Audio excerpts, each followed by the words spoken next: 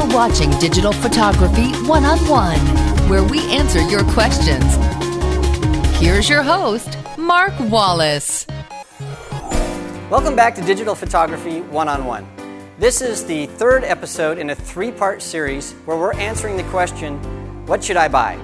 In episode 3, we talked about the basic principles of light. In episode 4, we talked about all different kinds of lighting equipment. In this episode, we're going to talk about how all that lighting equipment can be used in a basic 3-light setup, which is really the foundation for almost any lighting setup. So we've got all of our light modifiers, grip, and light sources. Now all we need is a model. I've asked Megan to join us, so now let's get started. A 3-light setup consists of a key light, a fill light, and a separation light. Now the key light is the light that all other lights are based off of. In fact, if it was our only source of illumination, we would have a nice illumination on one side of the subject, but the rest of the subject would have dark shadows to the side and behind. And so to open up those shadows, we use the fill light, and that fills in this side of the subject. Many light kits, in fact, are sold with just 2 lights, either 2 umbrellas or softbox or reflectors, just for this reason. We have a main light or a key light, and then just a fill light to make sure that the shadows aren't too dark on this side of the person. And that works pretty well. However, if you have a subject that has dark hair and you have a dark background, the subject is going to be lost in the background. And so to separate that subject from the background, we use the separation light. What that does is it gives a nice sheen to the hair and an outline to the subject and really pulls them out of the background and makes everything look very, very nice. So for this setup, I really want soft light. So I've elected to use 2 large soft boxes to make everything really nice and soft, and even a small soft box on our separation light. So let's take a couple of pictures and see how this 3-light setup looks. Boy, those look really great. Now let me walk through the equipment that we use so we can tie everything together. The stands are Matthew C stands that I really like, and then the heads, we have Profoto Acute D4 heads. Attached to that is our light modifier. This is a Photoflex Light Dome Q3. It's a large softbox, which gives really nice soft light. All this stuff is powered by a Profoto Acute 2 1200R.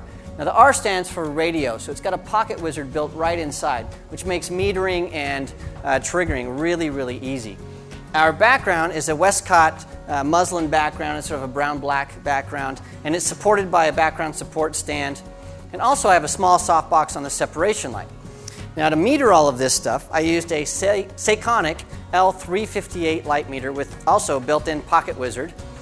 For more information on metering, make sure you watch episode 2 of Digital Photography One-on-One because we go into metering quite a bit. Now don't worry about writing down all these different pieces of equipment. On studiolighting.net we've posted each piece of equipment, where you can purchase it, and some pointers where you can read reviews and things like that. So make sure you check it out. Now let's take it up a notch. This is a very basic 3-light setup, but it's really the foundation for all kinds of setups. So we're going to take this, we're going to add a grid and reflector, throw in a flag, and do some really, really neat stuff. So let's get started. We're going to start over here with our key light. This is a small softbox attached to a C stand. And I wanted to make sure that the light didn't spill on the background. So I added a flag, and this really makes sure that the light hits Megan, but stays off this dark area of the background. And it's really going to be key in our image. So to get some separation, I'm using this 5-degree honeycomb grid. And what that does is it makes sure that we have a nice splash of light on the background, but it also controls things. So instead of having a separation light that illuminates our subject, we're illuminating the background. It does the same thing, it just has a little bit different effect, and I think it looks a little bit groovier. So to make sure that we have a nice high contrast image, our key light's over here, but on this side, what I've done is I've constructed this sort of wall of subtraction. So these black panels are going to make sure that the light doesn't bounce back into Megan's face. So we'll have a darker side over here and a lighter side over here. So we have side light, in addition to these black panels, higher contrast. And to make sure she doesn't get lost in that high contrast, we have our 5-degree spot. Let me talk about these panels over here. If you step over here, you'll see that these are the panels I showed you earlier in episode 4. And to secure them, I have a couple of sandbags to make sure that they don't fall over. And I've also secured the second one just with this real small clip that you can get over at Home Depot.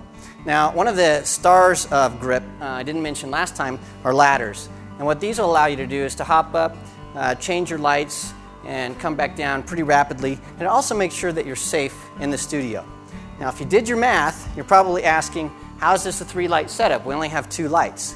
Well, what I can do is if I want to add a little bit more light to this side of Megan, I can add some fill with a reflector. And I do that with an assistant. So Paul Sebring is a photographer here in Phoenix, and he's helping us out on this shoot. And so Paul's holding this little reflector here, and I can direct him as I shoot to add a little bit more fill or less fill. And by the way that he holds this reflector, we can get more light underneath Megan's chin or to the side. It's really, really cool. So this acts as our fill light. So that's a 3-light setup. We've got our key light, we've got our separation light, and we have our fill light. So let's take a couple pictures, take a look at how this looks, and then we'll wrap things up.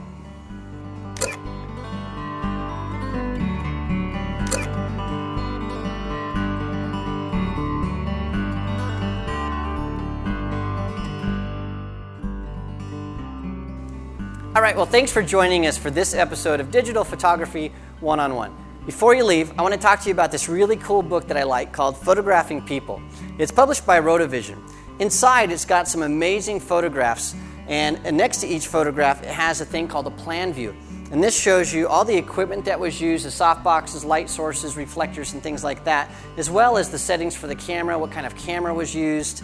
And then sometimes the photographer will even talk about some of the challenges that went into photographing that particular subject. So a lot of students that I have, I ask them to buy this book and then go through it, find a photo that they really like, and then set things up according to the plan that's in the book and see how close they get to the end result. Once they nail that one, move to the next subject and try again. It's a great tool for learning new techniques and improving your lighting skills. Now don't forget, all of the information and links about the equipment that we've used, this book and all the other stuff is published at studiolighting.net, so check it out.